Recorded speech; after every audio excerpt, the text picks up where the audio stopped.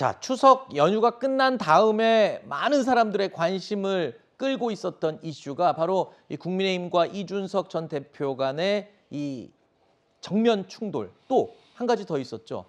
과연 윤 대통령의 국정 운영 지지율이 이 추석 연휴를 지나고 난 다음에 어떤 변화가 있을지 이 부분이 굉장히 관건이었습니다.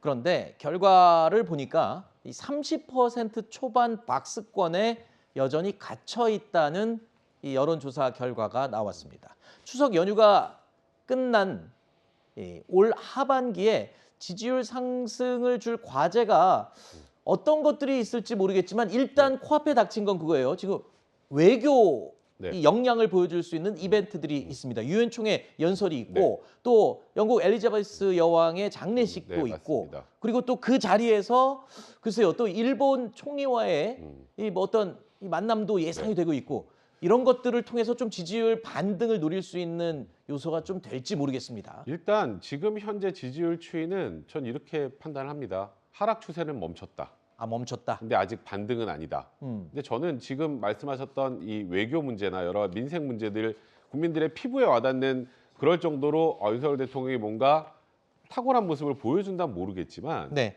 이게 뭔가 특별하지 않다면 결국 저는 윤석열 대통령의 지지율 상승의 가장 중요한 이슈는 당 문제인 것 같아요. 네.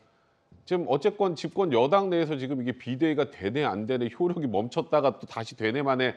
근데 거기에 대한 일단 단초가 권성동 원내대표와의 그 텔레그램 메시지에서 시작이 된 거기 때문에 네. 그 대중들이 생각하는 그 뭐라 그럴까요? 근데 윤석열 대통령이 소위 말하는 공정의 이미지나 이런 부분들에서 좀 훼손이 된 건 분명히 사실입니다. 네. 근데 그에 대해서는 지금 사실 대통령실은 일단은 거리를 두고 있습니다만 네.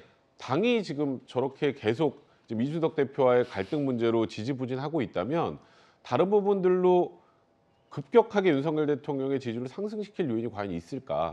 이번에 예를 들어서 흰남도 태풍에 대해서 대응 굉장히 잘했다는 게 일반적인 뭐 분석이긴 합니다만 그것만 가지고도 윤석열 대통령의 지지율이 확 올라가지 않잖아요. 네. 그런 부분들을 고려한다면 물론 당면에 있는 외교적 문제 이런 부분들에 대해서는 잘 해내야겠습니다만 그것만 가지고 윤석열 대통령의 지지율이 급격하게 상승한다라고 네. 보기에는 아직은 좀 부족한 게 사실입니다. 지지율 하락은 멈췄지만 그렇다고 이 명확한 상승을 전환한 것도 아니다. 뭔가 조금 아쉬운 듯한 그런 결과이기도 한데 이번 추석 이 연휴 끝난 다음에 민심의 방향을 두고 여야는요 서로가 유리한 쪽으로 다들 해석을 하고 있습니다.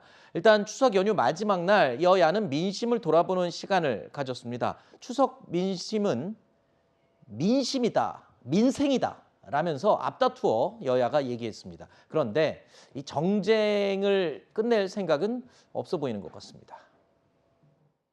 윤석열 대통령은 보여주기 민생 쇼만 하고 있어서 안타까움을 넘어 공허하기까지 합니다.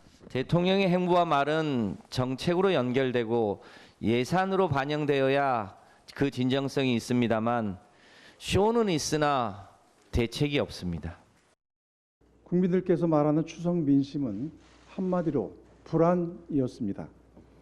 윤석열 정부에 대해서는 민생은 뒷전, 정치 검찰은 상전이라고들 하십니다.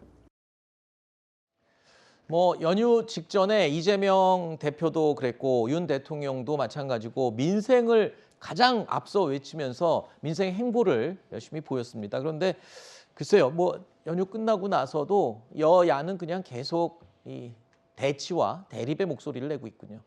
네, 제가 이렇게 정치를 보니까요. 네. 명절 끝나고 난 다음에 서로 상대당에 대해서 좋은 얘기하는 걸 들어본 적이 없어요. 내가 알고 있는 민심은 이거다. 네. 상대당을 공격하는 얘기들이 주로 이제 차지하게 되는데요.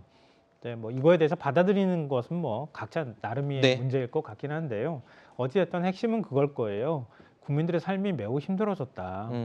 그러니까 국민들이 뭐 싸우지 말라는 얘기를 하시는 건 아닐 것 같아요. 제가 볼 때는 싸우는 건 싸우더라도 민생은 챙겨가면서 싸워라 이 얘기를 하고 있는 거라고 저는 생각하거든요. 근데 지금 경제도 굉장히 안 좋잖아요. 예를 들면 8월 무역 적자가 사상 최대였고 계속 지금 무역 적자가 나고 있는 상황이기도 하고요. 그리고 실질 임금도 지금 계속 지금 하락하고 있는 추세에 놓여 있고요.